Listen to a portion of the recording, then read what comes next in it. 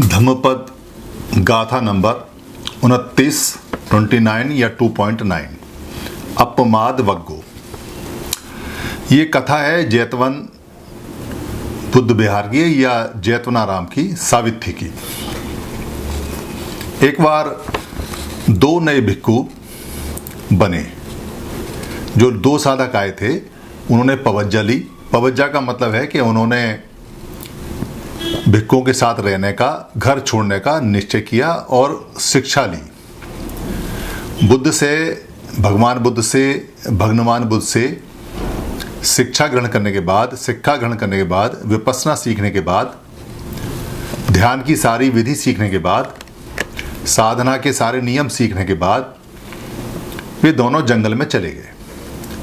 जंगल में जाके वो साथ रहे। उनमें से जो एक भिक्खु थे उन्होंने बिल्कुल नियम के अनुसार पालन किया। जैसा बताया वैसा वो करते रहे। जब ध्यान का समय होता था ध्यान करते थे, जब खाना इकट्ठा करने का समय होता तो खाना इकट्ठा करते थे, जब सोने का समय होता था तो सोते थे। जो दूसरे भिक्खु थे वो वहाँ कभी आग जलाते, कभी जंगल साफ करते, कभी पेड़ काटते, कभी ध्यान करते, कभी सोते, कभी उठते, कभी बैठते। इस क्रिया में वो लगे रहे। दोनों विपश्यना के बाद, वत्सावास खत्म होने के बाद, क्योंकि वत्सावास 3 महीने का होता है और चौथे महीने में किसी भी समय जा सकते हैं, तो दोनों वत्सावास खत्म होने के बाद भगवान बुद्ध के, सुगत बुद्ध के, तथागत बुद्ध के पास वो गए। वहाँ जाके उन्होंने नमस्कार किया। नमस्कार करने के बाद वो बैठे। तो उनमें से जो भिक्खु पूरे दिन अपना समय कभी आग जलाने में, कभी पानी लाने में, कभी फल लाने में, कभी साफ सफाई करने में, कभी नहाने में, कभी धोने में और ध्यान में कम लगाते थे, उन्होंने कहा कि ये जो दूसरे भिक्खु हैं ये तो इन्होंने ज़्यादा कुछ नहीं किया। ये तो अपना अंदर झोंपड़ी में चले जाते थे, कुटिया में चले जाते थे और वहाँ शांत पड़े रहते थे, कुछ नहीं करते थे। जबकि मैंने यहाँ ये काम किया, ये काम किया, ये काम किया, ये काम किया। जो भगवान बुद्ध हैं, सुखतो हैं, उनको तो बॉडी लैंग्वेज से और आवाज़ की वाइब्रेशन से और शरीर से ये पता चल जाता है कि कौन किस अवस्था में पहुंचा। उन्होंने कहा कि अरे भिक्खु, आप ऐसी बात कर रहे हैं, ये तो अरहत हो गए। जो भिक्खु हैं ये तो अरहत हो गए और ये तो अब आपसे बहुत मीलों आगे चले गए। तब उन्होंने ये गाथा जैतवनाराम बुद्ध विहार में, जैतवन में सावित्री में कही। ए पमत्तो पमत्तेसु सुत्तेसु बहु जागरो ए बलसंग वे सिग अस्सो हित्वा याति सुमेधस्सो।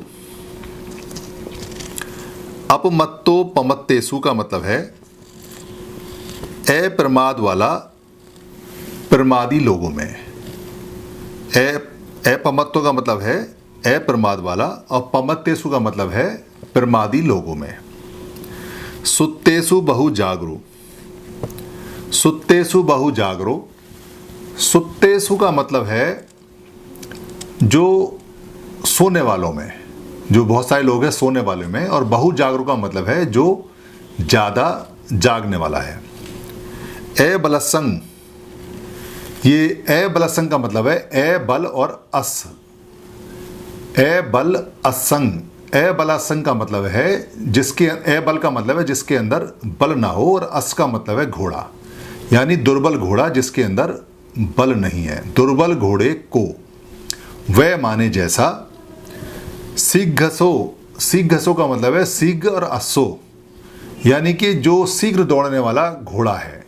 दुर्बल घोड़ों के बीच में जो शीघ्र दौड़ने वाला, तेज दौड़ने वाला घोड़ा है। हित्वा याति सुमेध सो। हित्वा माने होता है, जो हित शब्द है वो बना है हियो से। हियो का मतलब होता है जो समय जा चुका, बीत चुका। तो हित्वा का मतलब है जाता है, छोड़कर, यानी कि समय चला गया। और याति का मतलब है जाता है, यानी वो छोड़कर चला गया। सुमेध सो, जैसे बुद्धिमान व्यक्ति। इस पूरी गाथा का मतलब है जो अप्रमाद वाला व्यक्ति है वो प्रमाद वाले व्यक्तियों में, और जो बहुत ज़्यादा सोने वाले लोग हैं उनमें जागने वाला जो व्यक्ति है वो ऐसे आगे निकल जाता है जैसे दुर्बल घोड़ों के बीच में से कोई तेज चलने वाला घोड़ा आगे निकल जाता है। ऐसे ही बुद्धिमान व्यक्ति उन भिक्षुओं में आगे निकल जाता है। इसकी देशना इस प्रकार है, इस प्रकार इसको समझें कि आपने सुना होगा अंधों में काना राजा। यहाँ वही बात बताई गई है कि अंधों में काना राजा कैसे होता है। यानी कि जो बहुत ज़्यादा प्रमादी लोग हैं, जैसे कहीं सारे लोग निकम्मे हैं, सारे लोग व्यभिचारी हैं, सारे लोग जुए में, शराब में, जो व्यसन है उसके अंदर, जो काम वासना है उसके अंदर, जो चोरी चकारी है या जिसमें लालच है, ईर्ष्या है, मक्कारी है, इसमें सारे के सारे लोग किसी मोहल्ले में या किसी घर में या किसी देश में या किसी गांव में या किसी संगठन में अगर सारे लोग ऐसे हैं और उसमें एक व्यक्ति ऐसा है जो वैसा नहीं है, तो वो उन सब में आगे रहेगा। वो सब लोगों को उसकी इज्जत करनी पड़ेगी और सारे लोग उससे डरेंगे।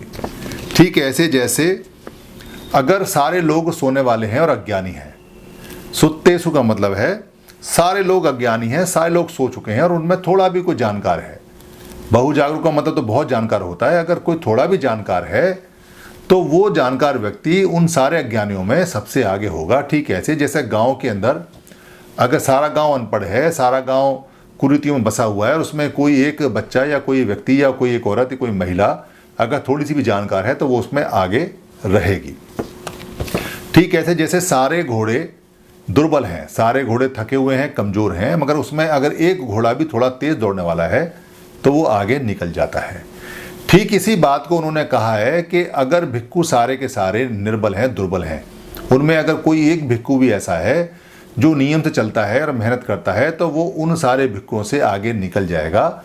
जैसे इन दो भिक्षुओं में वो भिक्षु जिसने नियम से पालन किया, जिसने सारा सिस्टम से काम किया, जिसने एक एक अक्षर को पालन किया, वो अरहत हो गया, वो ज़्यादा आगे निकल गया उस भिक्षु की बजाय जो भिक्षु पूरे दिन काम करता रहता था, वर्क करता ध्यान के हिसाब से नहीं था। धन्यवाद।